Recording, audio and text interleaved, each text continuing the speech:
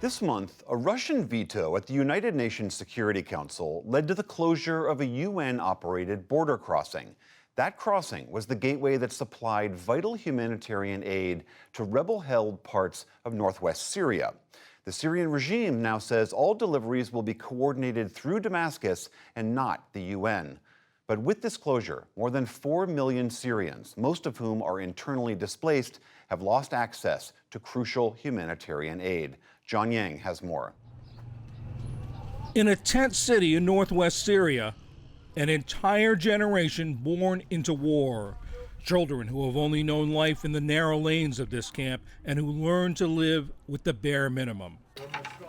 At the Atta al-Rama camp, Khalid Ahmed Haj feeds his children what little he can. They dip bread in oil and thyme, the 6 of them eating from a single small plate. They have not had meat, fruit, or vegetables for months.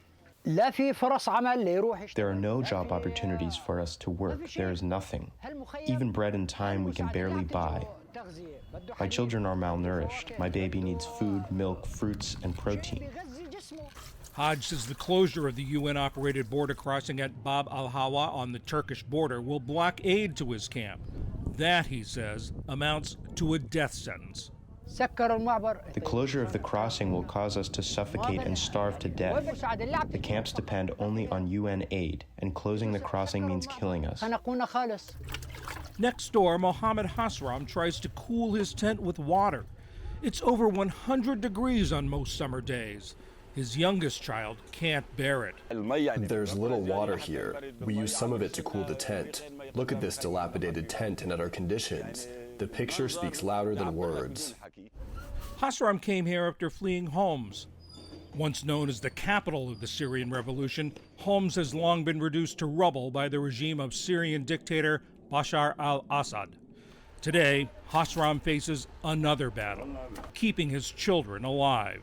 No one looks at our situation and no one helps. We depend on UN aid. We used to get some aid, but now it's completely cut off. If it continues to be stopped, life here will stop. This is a food war on us. The Bab al-Hawa crossing was the last remaining humanitarian corridor between Turkey and the rebel-held Idlib province. It closed earlier this month after Russia vetoed a UN Security Council resolution, a move that angered many Syrians in the region. Syrian regime and Russians have used the food weapon for years against civilians. We want to say for the whole world that you shouldn't wait till seeing people dying out of hunger, out of lack of food and any humanitarian assistance. People in northwest Syria have been suffering for years. Now the Syrian regime wants to control aid delivery into these rebel-held territories through Damascus.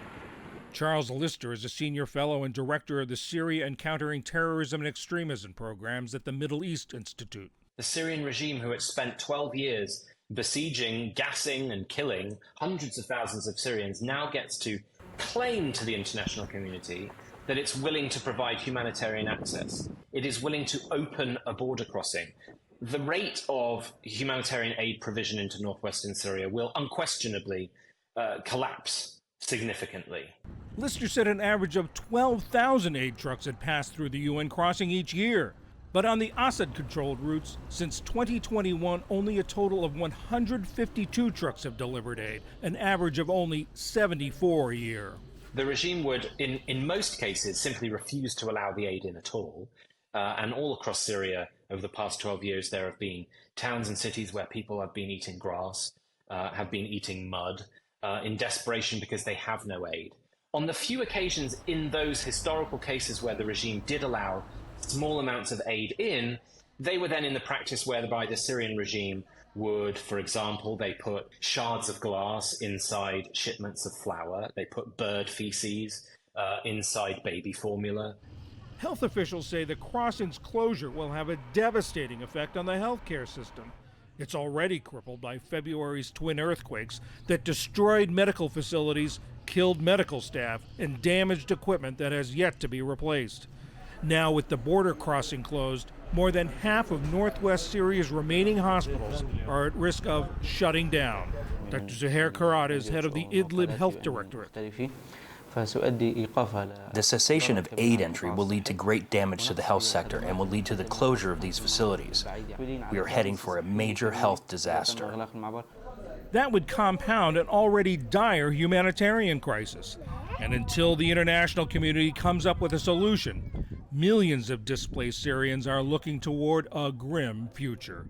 For the PBS NewsHour, I'm John Yang.